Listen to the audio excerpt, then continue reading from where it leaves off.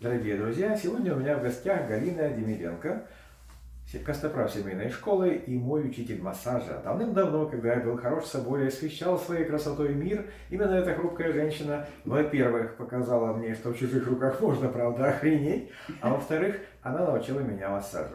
То есть я думал тогда, что я массажист, уже кое-что умею, но столкнувшись с настоящим профессионалом, я понял, насколько я жалок и ничтожен тогда. Зато сейчас О да, творит чудеса. о Это да, правда. сегодня я кудесник и волшебник, но все это заслуга Галины. И сегодня как раз мы обращаемся к ней за советом. Сегодня, после всех тех событий этого мира и после того всего, что произошло, очень много людей жалуются на кашель.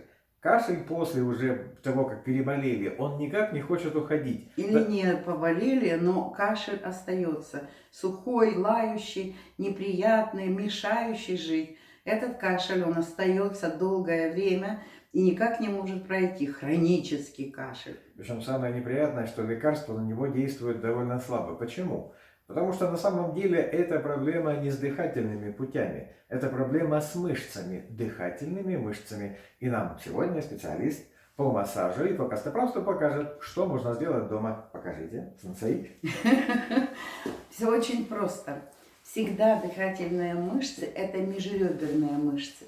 Это и впереди, и сзади. И вот я покажу сейчас сзади. У нас всегда прощупывается руками позвоночник. Прощупываются лопатки, мы всегда до них можем дотронуться своей рукой и послушать, где они. Так вот, между лопаткой, одной и второй, и позвоночником, вот эту зону нужно хорошо, мощно промассировать основанием ладони. Вот этой частью. Мы тогда пальцы не включаем в работу, только прикладываем свою ладонь и ездим вверх и вниз, вверх и вниз, и в другую сторону, вверх и вниз, а потом поперек, чтобы включить еще и нервы, выходящие из позвоночника. Обязательно нужно обращать внимание на то, как под лопаткой спазмированы мышцы межреберные. И обязательно проработать еще зону под лопаткой к позвоночнику. И от позвоночника к боку. И другую сторону тоже. Это очень быстро помогает избавиться от кашля. Мышцы расслабляются, потому что трением мы усиливаем кровообращение, и оно получается тогда свободным. Вены расслабляются, мышцы вокруг расслабляются, и сжатие, сужение вен проходит.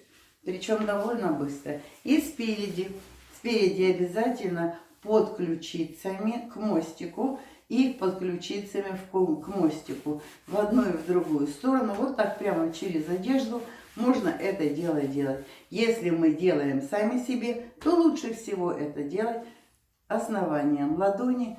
Поднимем пальчики, я специально их поднимаю, их не обязательно поднимать. Делаем округлое движение в одну, в другую сторону вместе с кожей.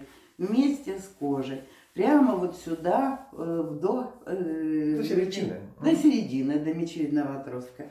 И с другой стороны то же самое. То же самое. И сверху вниз, снизу вверх по мечевидному, по мостику. И вот тогда у нас дыхание сразу открывается, потому что мы усиливаем кровообращение. Здесь усиливается не только кровообращение, но и поднимается температура, и спазм проходит.